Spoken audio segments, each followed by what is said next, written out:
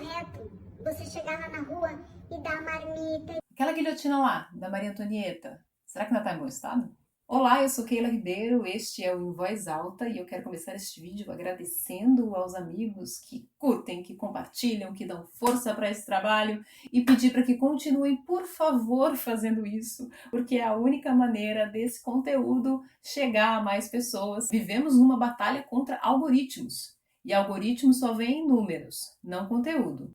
E se você está chegando agora, seja muito bem-vindo e se não é inscrito, se inscreve aí. Hoje o rolê aqui vai ser falar um pouquinho sobre solidariedade, cidadania. No final da Idade Média, as cidades representavam liberdade, já que nos campos, nos feudos, as pessoas viviam em regime de servidão. Então, cidadão era o homem livre que vivia na cidade. Em 1789, com a Revolução Francesa, o conceito de liberdade e, por consequência, o conceito de cidadania também muda, porque ele passa a ser ligado diretamente à propriedade privada. O mesmo acontece com o conceito de igualdade, que é, por si só, já meio controverso, e eu já tratei sobre esse assunto aqui no vídeo sobre o mito de Procusto. Para a burguesia que ascende econômica e socialmente após a Revolução Francesa, passa a ser considerado cidadão aquele homem que tem propriedade privada e capital. E é isso que o faz livre e digno de ser tratado com igualdade. Se você tem dúvidas com relação ao que é burguesia, o que é propriedade privada, como é que isso se dá no nosso contexto atual,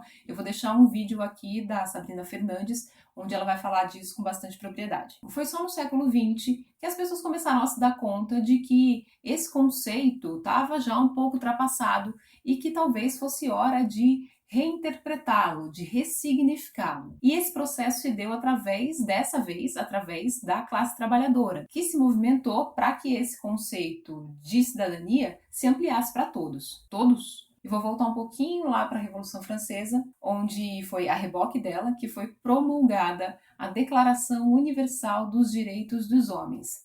E quando eu digo homens, eu estou dizendo homens mesmo. Mulheres não estavam incluídas. E nessa atualização,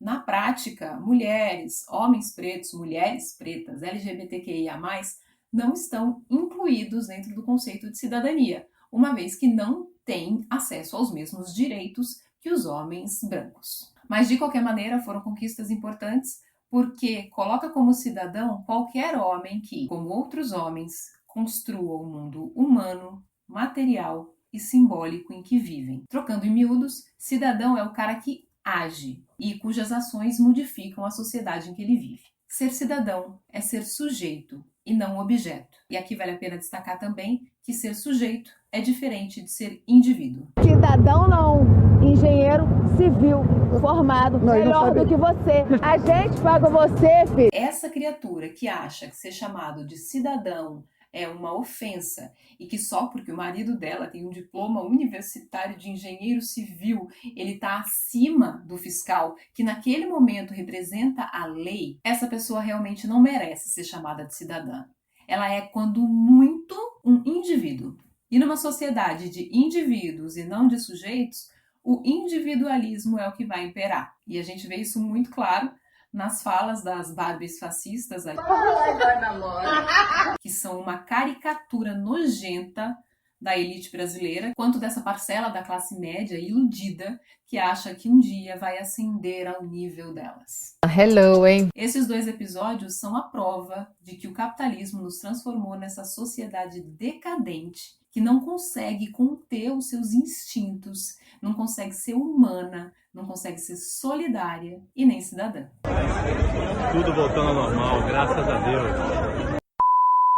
Máscara, corona. Ser cidadão é assumir responsabilidades dentro do momento histórico em que se vive. Então, tadá! E que posso eu fazer? Texto do José Campanari e ilustrações do Jesus Cisneros.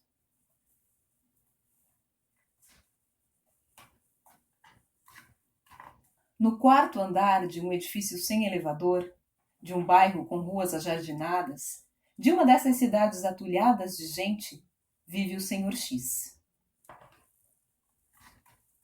Todas as manhãs, enquanto toma o pequeno almoço, o Senhor X lê o jornal, sem saltar um ponto nem uma vírgula.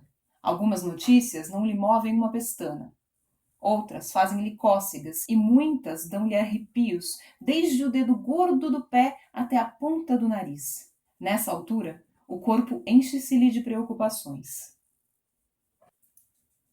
Depois de tomar o pequeno almoço, o Sr. X, cheio de preocupações, entra no duche. Enquanto se ensaboa, uma pergunta começa a dar-lhe voltas à cabeça.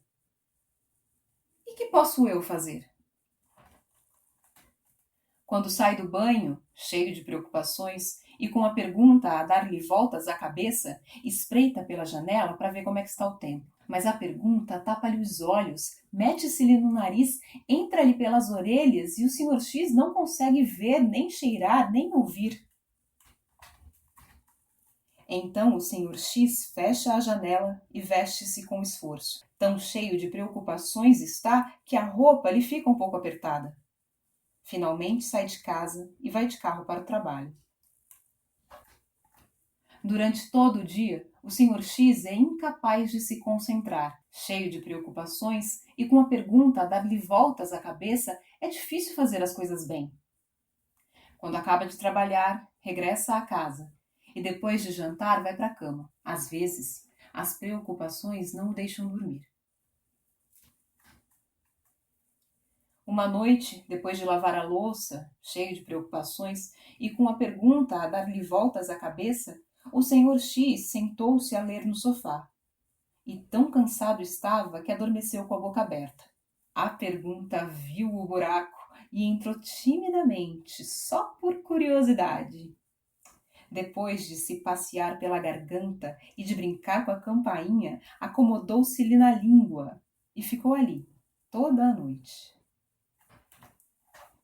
Na manhã seguinte, o Sr. X acordou um pouco tarde. Leu apenas os títulos das notícias, tomou um duche a toda velocidade, logo depois espreitou pela janela e pôde ver o céu claro, cheirar as flores da varanda da vizinha, ouvir o canto dos pássaros. Então abriu a boca e da ponta da língua saiu a pergunta: e que posso eu fazer? A vizinha do terceiro veio à varanda e disse: pode comprar-me o pão? Dói-me uma perna e não sou capaz de descer as escadas. O Sr. X não conseguiu dizer que não, e antes de fechar a boca, a pergunta voltou a acomodar-se na ponta da língua. No dia seguinte, quando o Sr. X ia entrar no carro, a vizinha do primeiro saiu a gritar com o filho nos braços. O meu filho tem muita febre! Então o Sr. X abriu a boca e a pergunta saiu. E que posso eu fazer? A senhora aproximou-se e disse: pode levar-me ao hospital. Com a criança assim, não me atrevo a conduzir. O Sr. X não conseguiu dizer que não. E a pergunta voltou a acomodar-se na ponta da língua. No domingo, enquanto passeava no parque, ao passar junto a um velho que estava sentado num banco, o Sr. X ouviu um barulho estranho.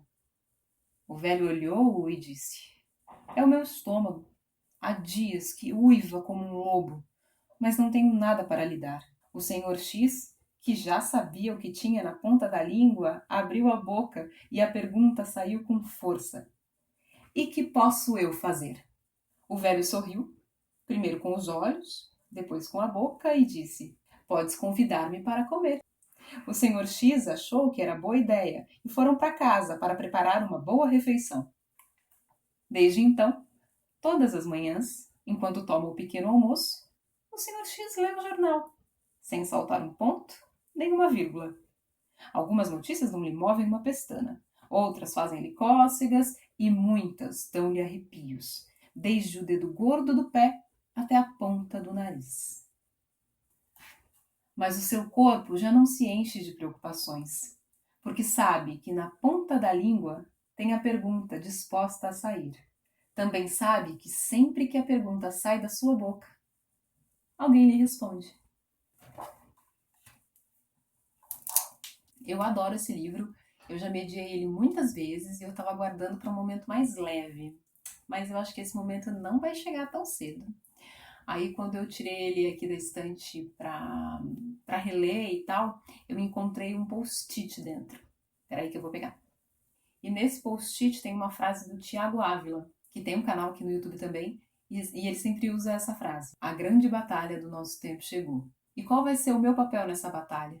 Ela já está correndo aí. Aqui no livro, o Sr. X, ele começa por pequenas atitudes ali, com os vizinhos e tal, mas a partir do momento que ele vai para a rua e que ele alimenta um morador de rua, viu Dona Bia Dória. A ação dele sai do âmbito do prédio em que ele mora, começa a ir para a rua e quem sabe a partir daí não se torne uma ação coletiva. Porque se tem alguma coisa que a gente pode fazer é isso.